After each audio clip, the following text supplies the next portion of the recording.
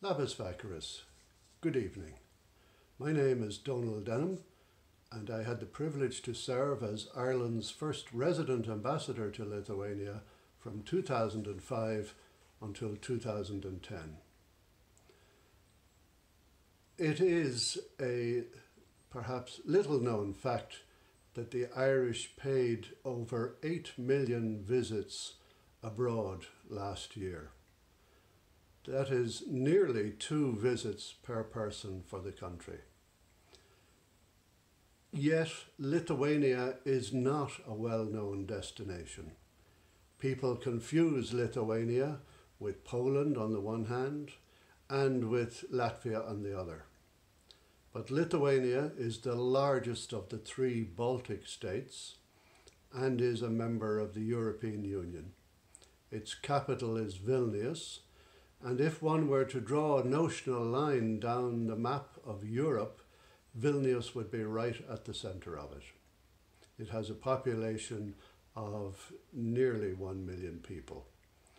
It is small enough to walk around and large enough to find something interesting to do every day and every night. Now we know that the Irish are a curious people.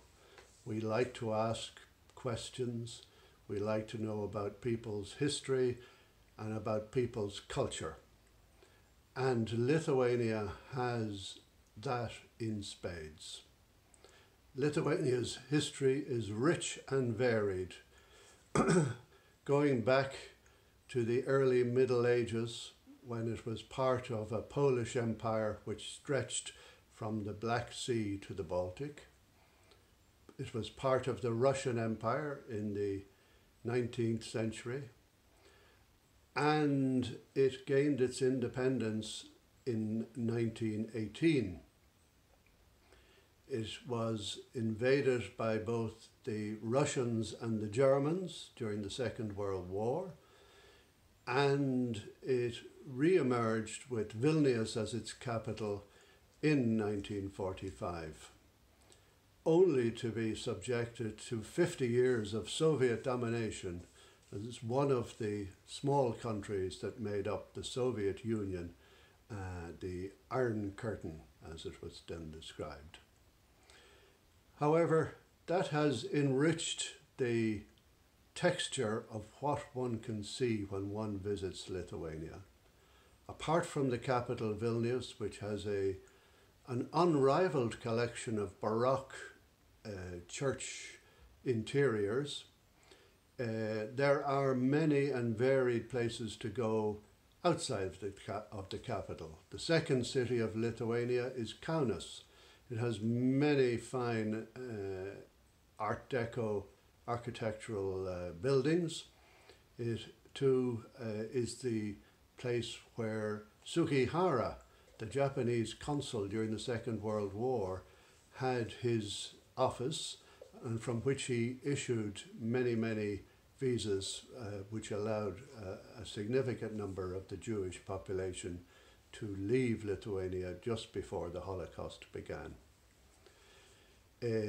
For me, the highlight of Lithuania is its 90 kilometers of beautiful coastline, the Curonian Split.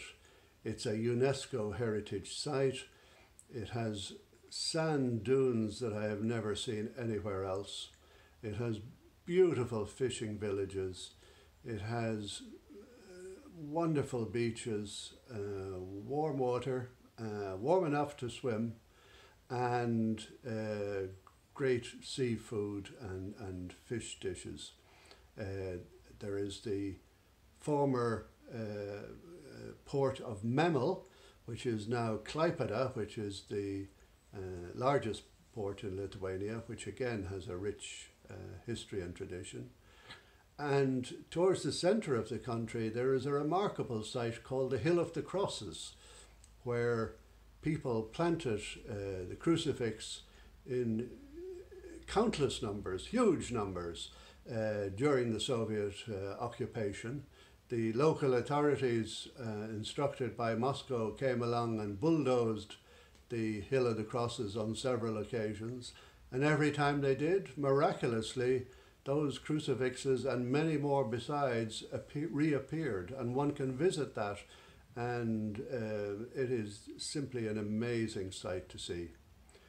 But not just the history is appealing in Lithuania. It has wonderful musical culture. There is an opera house in Vilnius which puts on both opera and ballet. I saw my first ballet there at the age of 57 and have fallen in love with that musical form ever since. And there are lakes and forests to enjoy, whether it is mushroom picking or walking or cycling. There are just an endless series of activities. So I earnestly encourage you to give Lithuania the opportunity to show you what it has to offer.